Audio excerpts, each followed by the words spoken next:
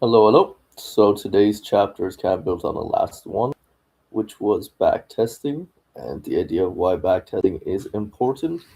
So this one is thinking in probability because the market is not mathematical, but because it's not perfect. But probability can help you out, just like win rate and loss rate and those things. R is a thing that people talk about quite a lot. And let me pull this up. But yeah, having a good risk to reward very important. And then the biggest thing, that's the only thing that really matters in trading, is risk management, which we have to be our own risk managers as retail traders. So here, this is the presentation on thinking and probability. One trade means nothing, a thousand trades reveals everything. And that's kind of the idea of a win rate of 80% or so in five trades, for example. I was saying that in the last video too. You have a coin and you toss it and you have a chance of 80% that's going to be heads. You would probably pick heads over tails because if it's 80% chance of hitting, why not?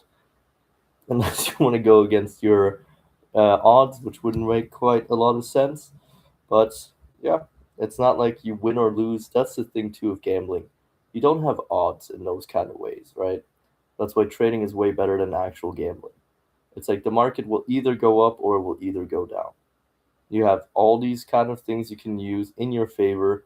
It's not like you're saying Cristiano Ronaldo was in a soccer team when he was 20 years old, or Messi is playing, or something like that, or it's like a probability thing in those kind of ways. It's like a coin toss in certain ways, but not really. Because the coin toss is still, you have no clue unless there's some kind of way that that's a fake coin, and that's kind of the idea of it too. If a good strategy and all those things, with 1,000 to a million trades that all give you the same exact thing, every single time you can get 15 points out of it instead of losing 15 points and one-to-one risk to reward, you would probably take that chance because you can kind of build those things up over time. Individual outcomes are irrelevant. Probability governs results. Randomness exists within structure. It reveals itself over time. The chapter reframes losses. Detachment creates consistency. That's the biggest part to all of it. That trading is not fully gambling. You kind of have, you don't even need to get into the market. It's like you're going to sit down and count cards at a table with blackjack or so. It's a little bit different thing. It's like you literally get to see the cards in front of you. So the guy, he has a ace in front of you, and you have an ace for some reason, but you get to see it's like baccarat in a little bit more in those ways, but also not because it's not gambling in those ways. In some ways, it can be because otherwise everyone would just be a trillionaire from trading. But the big traders that somehow do understand it and they use it correctly are super wealthy. The financial institutes do very well for themselves. The good old market makers that get to say, okay, we're going to place every single trade and get a little bit of fees from it, make a lot of money because people want to overtrade and stay in the market longer and longer and longer and make more money. Greed is your worst best friend in this entire scenario. Because at some point, when you're up a good amount of money in a day, or even any money in any kind of way, you can build that for the next day. Sometimes those opportunities don't re-arise, but you don't have to do anything in any kind of way. Just being part of it, the percentage of people that even take part of it is already one of those probabilities that are super interesting. Out of those 99% of people that somehow fail, or 95% of people that fail, how much money do they put in? What are all the statistical things about it? How many of those guys that actually out of the top 10, 20 people or top 1% make crazy amounts of money? What are all those percentages truly in those kind of ways as well? Why are the numbers so important for CPI and those kind of things? What usually happens in those ways? Why is it every single time that Bitcoin is somehow down for or up for 1,000 something days and only down for 364? So this year in October, if it repeats one more time, it would be the exact same start, which means by October everybody would get back into the market, and then it's gonna be another 4 year run up into a new all time high into 2030 or 2031, 32 every single time. And those are why these statistics and stuff matter so much in this entire game of trading, because it's not like looking at a card deck where every card is actually not shown to you. You can trade completely with open eyes, with volume, with strategies, with candle patterns, with all these things. It's your decision when you get into the market, and it's your decision when you get out of the market. If you want to run the trade and you want to get up to $10,000 a day, So you need to get 10 contracts in, and with 10 contracts, you need to get $200 per point. So that means five. You need to get 50 points per trade, and you're willing to lose 4,000. Then that is fine. That is completely your choice. If your strategy is, I just want to make $200 a day with five accounts, that'd be 1,000 a day. Or if one account, then that is completely up to you. There's so many ways to go around it, and that's why you kind of got to keep it simple to why you want to invest so much money into something like this. If you go prop firms, or if you just want to make a simple, easy account on like AMP, you can put it with $1,000, which gives you um, one mini on Nasdaq, or up to 10 micros. If those 10 micros, you can have a real live account with $2,000. That's a true account. If you breach through the $2,000 there, that's like buying 20, or actually buying 10 Top Step accounts. It's kind of crazy. So then you can have a real account, one account, and run it like that, and nobody, it's your own doing what happens. Problem with it is that, the trading rules and taxes in those ways is that you can take your losses. So that means if you make um, a 30-day wash rule is a very interesting thing for live accounts. So that's the one problem, I kind of got to think about. But yeah, that's for a different chapter. Why chapter matters. Most traders think in single outcomes, emotional reaction, distorted decisions, probability thinking removes pressure, loss become expected, consistency replaces anxiety, long-term thinking improves execution, and professionals think statistically, and that is a big thing. What probability really matters? Probability is not prediction; it's outcomes and are that are certain. Edge exists over a series of time. Structure defines expectancy. Individuals trades are random. Time reveals advantage. Patience is required. Win rate is not everything. High win rate can still lose money. Low win rate can still be profitable. Risk to reward defines leverage. Expectancy matters most. Loss are part of success. Balance determines outcomes. Math replaces emotion. Even though the market's not perfect, you theoretically take 1,000 trades in 1 year, and you make in that year, let's say that's why trading is so good with percentages in those ways too, of probability, but also just general percentages of returns. If you make 20%, that's that one crazy YouTube video. If you make 20% every single month for 4 years straight, you can turn $10,000 to 68 million in theory. So all you have to do is have a very good strategy with options, risky options, non-covered options, maybe even. And at some point, because it's compound interest, means that your final year is going to look like you're placing. I mean, that's like that one crazy dude from like Australia. You place a trade that is like Palantir. And once you're already over like 10 mil, if you want to really put all that in the market, then you go for a 20% on it. 20% would be 2 million. So then your final trade to get to 68 million, 50 million would be 20% would be 10. So you're like at 55 or something like that. And you're placing all of it on one final bet to get 20%.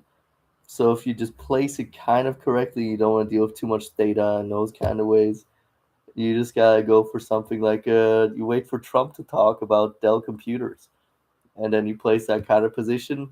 And look at Trump's portfolio. I mean, he did it, so kind of cool. And you kind of want to have the probability that smooths out over time, and you kind of have a good exponential or good level of returns. So then you slowly just want to play it safer, but no risk, no Rory. Losing streaks explained. Losing streaks are inevitable. They do not invalidate strategy. Poor reaction causes failure. Size must remain constant. Discipline must hold. Confidence comes from data. Survival matters most. Detachment from outcomes. One trade proves nothing. Emotional attachment increases errors. Detachment improves execution. Process matters more than the results. Confidence comes from rules. Calm improves decisions. Professionals stay neutral. Thinking is serious. Trades must be grouped. Results are average. Short-term results are noise.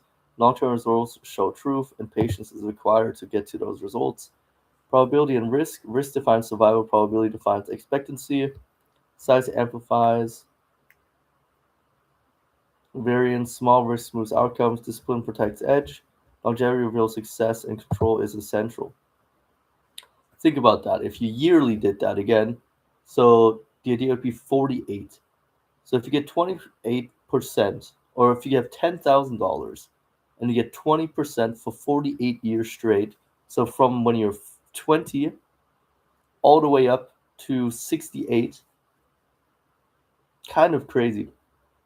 Then you'd be at almost $100 million just by playing the market correctly.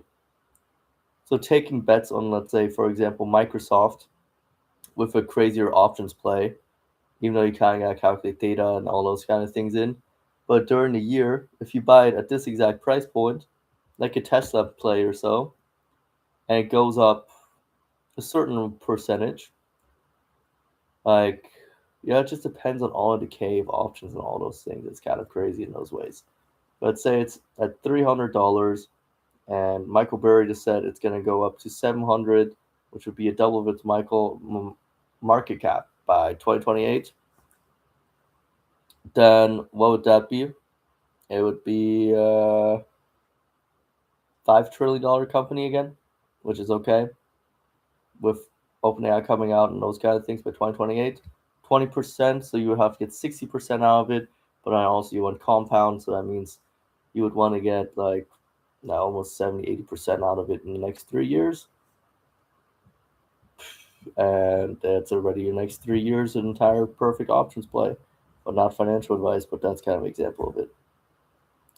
Calm probability mistakes, expecting certainty, chasing with win rates, ignoring sample size, trying to feel right, and breaking process. And let's say Michael Burry as well, let's say he's wrong in those ways.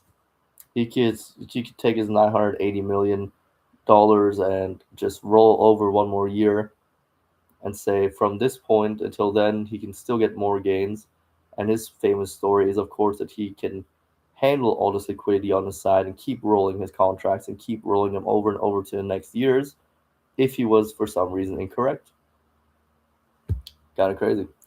The institutional view, institutions, trade distributions, results are evaluated statistically, individuals' trades are irrelevant, risk is constant, process is enforced, variance is expected, discipline creates durability. And risk is constant is somewhat of incorrect. Like they might have like a certain drawdown that is similar, but at the end of the day, the risk is never constant with hedge funds. That's why they're the best risk managers in the world. Because if it's a trade that could give you, if it's an A, B, C different setup, A plus setup, 5 contracts in, gets you 10K. Then the other one, if it's a C setup, you put in 5 contracts, it goes the opposite way. There's no way hedge funds would ever do something like that, right? And those money amounts as well are not even correct. So risk is not always constant, but algorithmically speaking, maybe that is correct.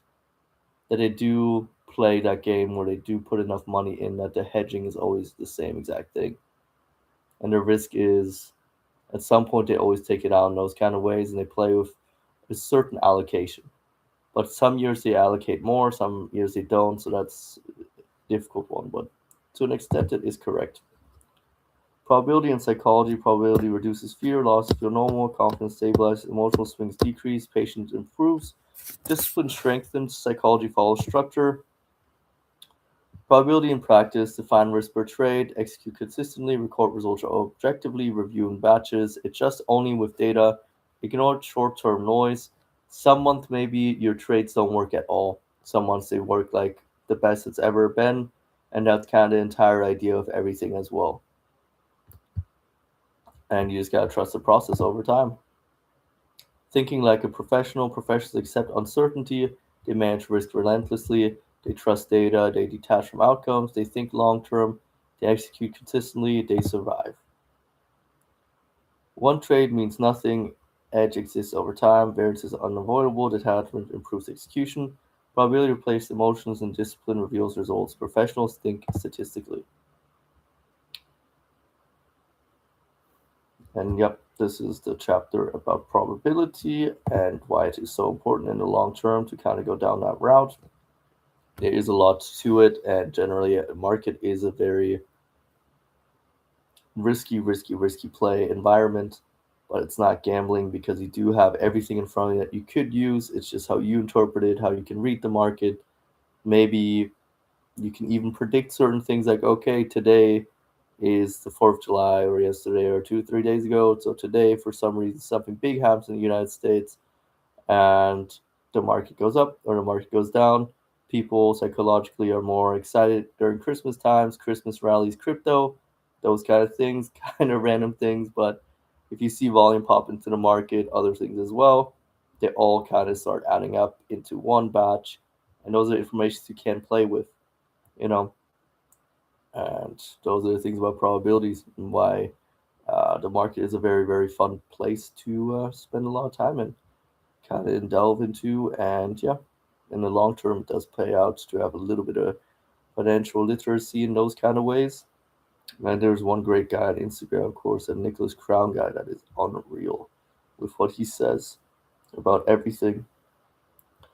But yeah, that was the idea about probability and why it's so important and taking trades in those ways. Like bull flags and bear flags have like a 63% chance of going upwards rather than downwards if it's a bull flag.